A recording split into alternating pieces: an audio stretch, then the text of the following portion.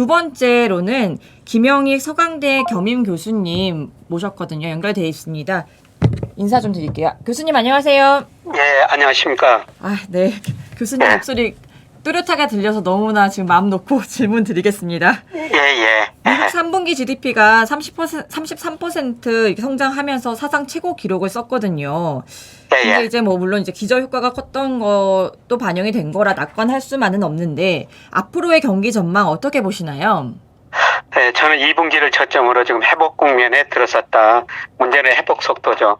말씀하신 것처럼 3분기 33%는 2분기 마이너스 3.31% 기저효과 작용했는데요. 그런데 앞으로 회복 속도는 좀 느릴 것 같습니다. 아마 4분기는 1% 안팎 성장이 그칠 것 같고요. 그 다음에 올해 마이너스 4.0% 내년에는 한 3.8% 성장 예상하고 있는데요. 그래도 미국 경제가 능력 이하로 성장한다는 겁니다. 그래서 미 의회가 잠재 GDP를 추정하는데 그 밑에 성장이라는 거죠. 그래서 2분기를 저점으로 회복 국면에 들어섰는데 3분기는 빠른 속도로 회복됐는데 4분기로는 회복 속도는 좀 더딜 것이다. 이렇게 볼 수가 있겠습니다. 이렇게 되면은 내년도 사실은 이 회복 속도가 더딜 수 있을 거라는 또 생각도 드는데요. 네. 어떻게 보시나요? 내년 초까지? 예. 내년에 지금 블룸버그 컨센서스가 3.8% 성장입니다. 그래서 올해 그 마이너스 4.0이니까 올해 워낙 낮았으니까 기저효과로 내년에는 좀 높은 성장률이라는 거죠. 그런데 중요한 거는 이렇게 성장하더라도 내년에 연말 기준으로 보면은 4분기 기준으로 보면은 실제 GDP가 잠재 GDP 한 2% 밑에 있거든요. 그러니까 회복되기는 회복되지만은 성장 속도는 다소 느리다 이렇게 평가할 수가 있을 것 같습니다. 네. 교수님께서는 이제 그 분석 모델을 갖고 계시잖아요. 거기에 따르면 앞으로 주가 향방은 어떻게 나오나요? 증시 변동성은 일단 대선으로 일단락 된 건가요? 저는 그렇게 보지는 않고요. 앞으로도 증시 변동성이 좀 확대될 거라고 보고 있습니다. 제가 그 10월 말 기준에 S&P 500 기준 주요 경제 변수의 평가해 보면요. 한 13% 정도 주가가 좀 가대평가됐거든요. 여기서 유동성을 포함하더라도요. 그래서 이런 식으로 보면은 선거 끝났다고 해가지고 주가가 지속적으로 상승하는 게 아니라 조금 더 조정을 거칠 가능성이 높고요. 그 다음에 미국 가계가 금융자산 중에서 주식 비중이 47%로 굉장히 높은 상황이에요. 과거 보면은 47% 이상 됐을 때는 비중이 더 이상 늘어나지 않고 주가가 조정을 보이는 모습이 상당히 지속됐거든요. 이런 측면에서 볼 때 저는 미국 주가 여기서 계속 추세적으로 오르기보다는 상당 기간 박스권 조정 이 정도 조정을 보이리라고 생각하고 있습니다. 네. 그 박스권 말씀하셨는데 밴드는 어떻게 좀 전망하시나요? 네, 밴드는 지난번 고점이 9월 초의 고점이 3,588이었는데요. 거기서 3,100 사이, 그냥 3,100에서 3,600 이 사이 이거에서 내년 상반기까지 이런 박스권을 지속되리라고 보고 있거든요. 네. 지금은 박스권 그 상단쯤에 거의 가 있는 상황이니까요. 조금 더 미국 주식에서는 조금 리스크 관리를 해주시는 게 좋지 않을까 저는 그렇게 생각합니다. 국내 증시 흐름은 어떻게 될까요? 네, 국내 증시는 미국보다 전혀 고평가된 게 없어요. 네, 그래서 저는 국내 증시가 미국 증시보다는 상대적으로 좋을 것이다 이렇게 보고 있습니다. 네, 우리 경기도 지난 저는 5월이 저점이었다고 보고 있고요. 그래서 내년에는 경기 확장면 특히 내년 상반기까지는 우리 주식시장이 좀 좋으리라고 보고 있습니다. 네, 그리고 최근에 그 원화 가치가 계속 올라가고 있는데 환율이 떨어지고 있다는 것이죠.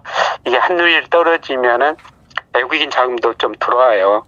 그러니까 저는 내년 상반기까지만 볼 때 미국 증시보다는 우리 증시가 상대적으로 좀 좋으리라고 보고 있습니다. 국내 증시 투자자들 경우에는 지금 국내 장세가 최근에 좀 변동성이 있었잖아요. 조정장이 있었잖아요. 네. 그걸 좀 기회 삼아서 이제 좀 투자 타이밍을 잡아야 되는 그런 시기라고 보시나요? 네.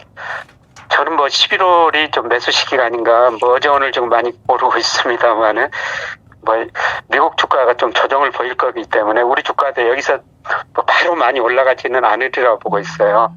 또 11월 조정 보이리라고 보고 있습니다.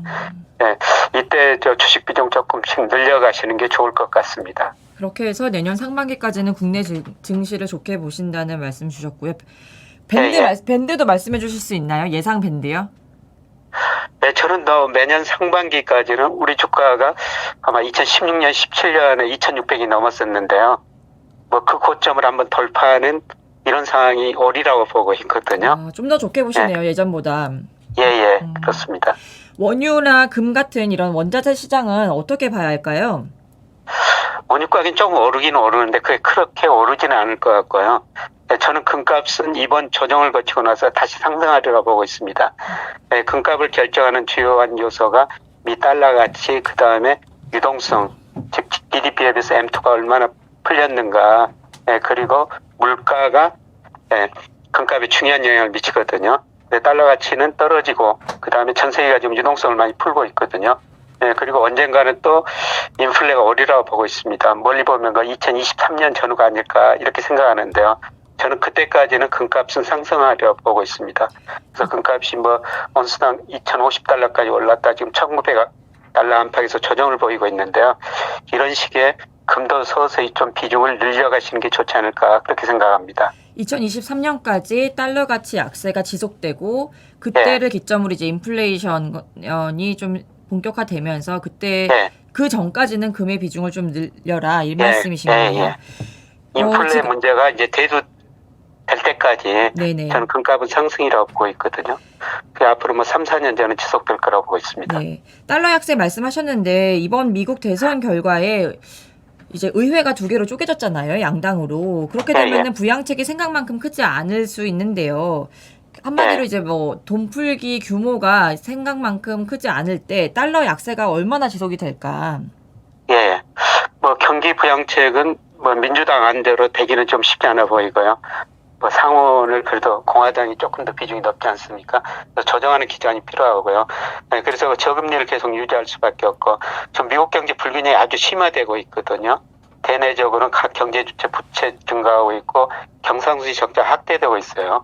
이걸 달러 약세를 통해서 정정될 수밖에 없다는 것이죠.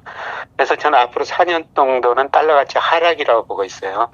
달러 가치가 크게 보면은 1차 하락이 85년 9월 플라자 합의 때 한번 크게 하락했고요. 2000년대 IT가 분붕괴되면서 하락했는데 큰 흐름으로 보면 이제 3차 하락 달러 하락 추세가 지속되고 있는데 이게 앞으로도 한 4년 정도는 지속될 거로 보고 있습니다. 네, 감사합니다 교수님. 오늘도 좋은 하루 보내시고요. 네, 들어가세요. 네, 고맙습니다. 네.